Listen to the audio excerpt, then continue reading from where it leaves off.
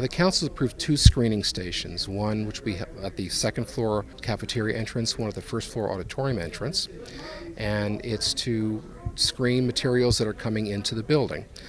To provide more security for everybody in the building, not just the council members, but also for all the executive branch and legislative branch workers who work here, and the public who comes to public hearings and meetings. And many of our rooms are actually open to the public through the community use of public facilities, individual organizations, civic organizations, political groups, and just clubs. Sometimes we'll rent out a room here in the building. It's like a mini civic center here, and it's a way of trying to protect all of those folks.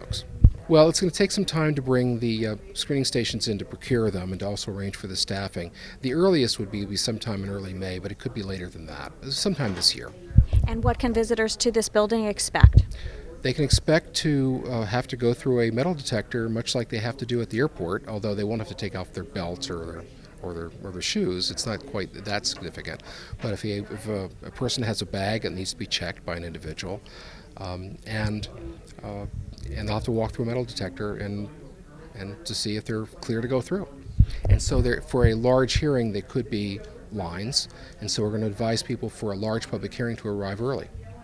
Now, you talked about some of the civic groups that use this building. Will they have to pay for this extra security when they try to use this building? No, because security stations will be open 7 a.m. to 10 p.m. at night, Monday through Fridays, and any group that uses this building during those times, which is when they use them, won't have to pay anything.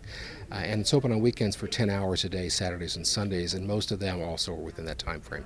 If someone wanted to use the room, say Saturday night or Sunday night, we'll have to figure out what to do there, but because we're not covering that. But we'll work this out as we get into it. So by this summer, this is going to be in place. I know this building's been under renovation. Are there any other changes or security improvements coming down the road? Not as part of the renovation per se. I don't know if you've noticed, but in this room about a month ago, we started having 2 uniformed policemen here at every council meeting and every council public hearing. And when the council meets in the public out in the field at town hall meetings, they also have uniformed policemen there as well. And that's new? That's new in the last month. We've had police staff council hearings when it's been a testy hearing, but usually not regular council meetings, but that's something that was started about a month ago. There are some other things that are included in this appropriation which are related to the screening stations. We're going to provide for an awning which goes out from the second floor cafeteria entrance so that folks who are backing up from that station don't have to get rained on. Also the back entrance, which is really pretty dark now by the first floor, we're putting in additional lighting.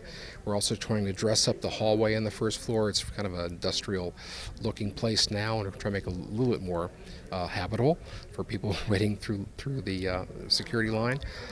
Some other minor improvements like that, but mostly it's the screening stations themselves and the staffing.